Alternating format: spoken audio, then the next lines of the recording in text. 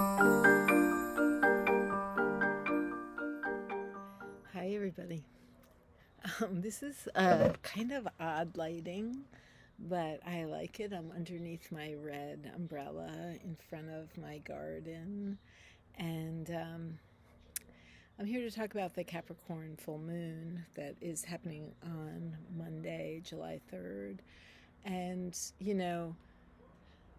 it's, I know there was a big deal made of Pluto moving into Aquarius. And most of you know, even if you don't know anything about astrology, that it's it's retrograde and is now back in Capricorn. It's right on that boundary between Capricorn and Aquarius.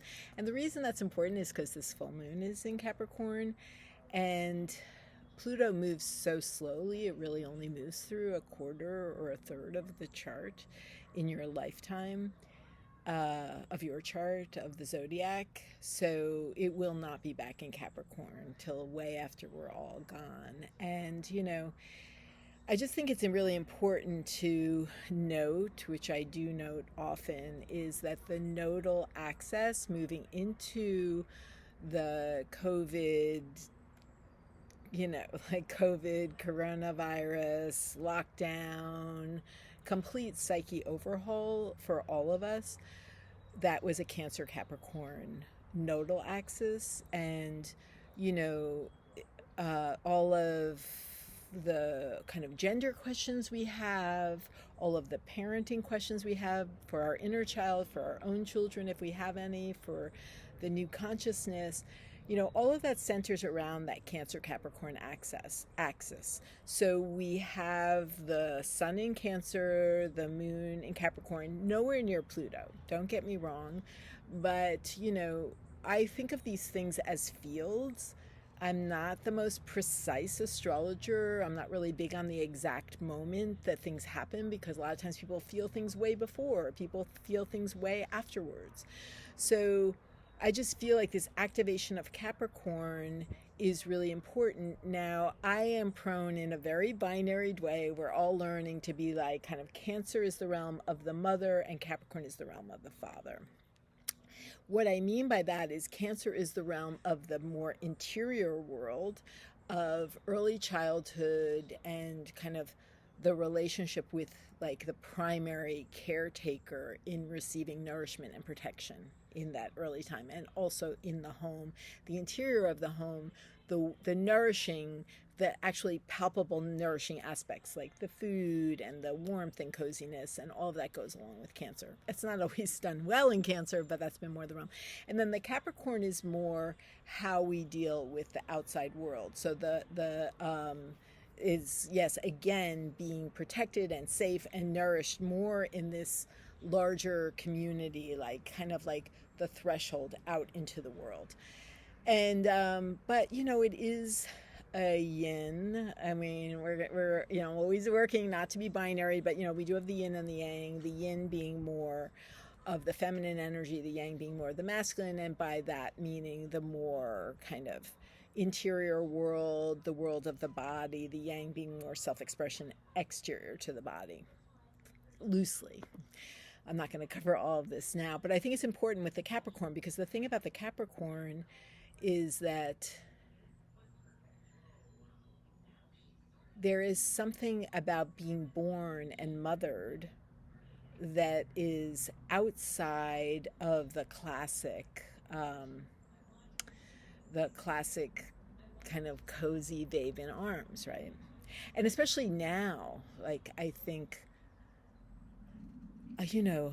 looking at my granddaughters, looking at children, the way children are being educated for good or for bad. Like, I see some really great things happening as the children, I don't want to get overtly mushy, but the children are the hope for the future.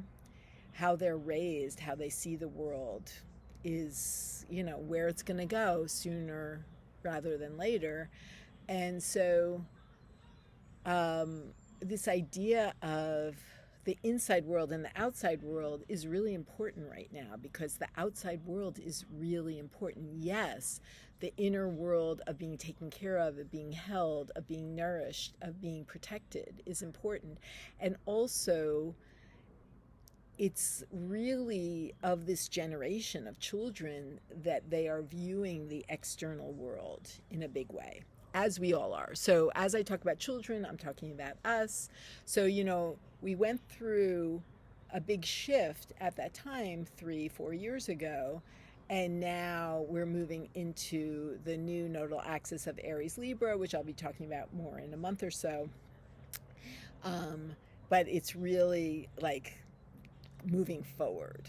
This is the first cardinal nodal axis, and so it's like moving forward. So we're getting ready to move forward, and so this full moon, Pluto in Capricorn, Moon in Capricorn, it's like, how do we see the father? How do we see the balance of the mother and father, either from our archaic understanding of parenting and the masculine and feminine, or as far as needs? Y'all know I'm like a Pedro Pascal super fan, and how deeply that hit, whether I think he's over the daddy thing, but this idea, there was like a great meme that was like, why do people love The Last of Us and Pedro Pascal so much? And this kid, he was like a teenage boy, and he said, to have somebody that said to you they're proud of you, they believe in you, they support you, and they have your back, that is not creepy, is not interested in some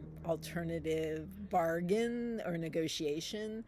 And so, I think this is all worth looking at. I was also just talking to somebody this morning about Alok Menon. If you don't know them, they are trans activists, very well known. And I just remember this Instagram interview where a woman said to him, "How can I help you as a trans person?" And Alok said, "I am helping you as a straight woman.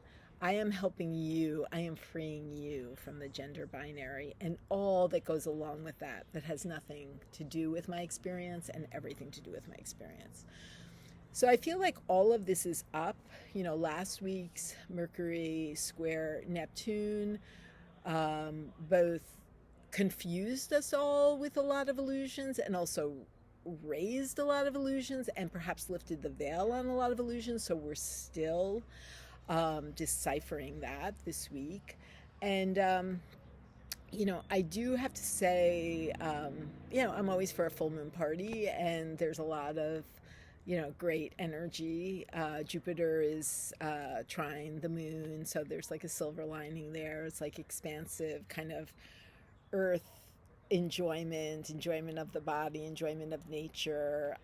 But I do feel like there is a bit of a Spartan energy in this full moon that is, like leaning into the lessons that you've learned over the last few months. There's a lot of them, and why not activate them? Why not put them to use? Don't save them up for later. Like, get them going. It's like organizing structures in your life. You might need to defer a little bit of gratification while you get some things in place. I know I have a lot of paperwork suddenly in my life, and I've been fighting that, like, why do I have to deal with it? And it has to do with income. It has to do with like more abundance in my life, and it has to do with housing and healthcare, all that stuff, and I don't want to do it. But the fact is, I actually have access to those things if I surrender to the paperwork and the hierarchy. I don't want to, but anyway, so that's like kind of it, because it will actually make my life easier, and I'll be able to like relax a little bit and focus on the things I want to focus on. So we're still illuminating, I think, continually, like what doesn't serve us anymore. I think that's such a cliche, but this full moon Capricorn, it's got that Saturn in there. Yeah, definitely look at what's not working. I tell you every time, just do it. Look at what's not working.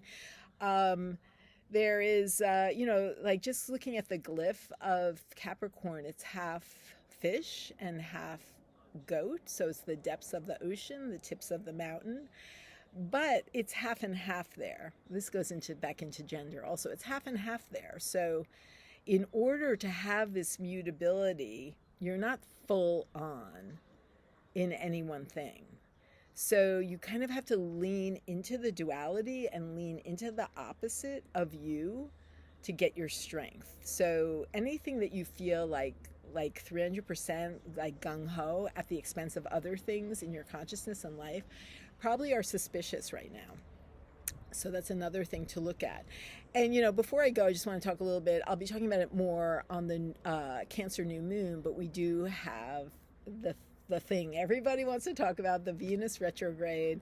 It's happening July 22nd, so we're already in the shadow period, and it goes until September 3rd. I'm going to be teaching a special intensive on that and also be holding a special breath work for that. So keep your eyes peeled.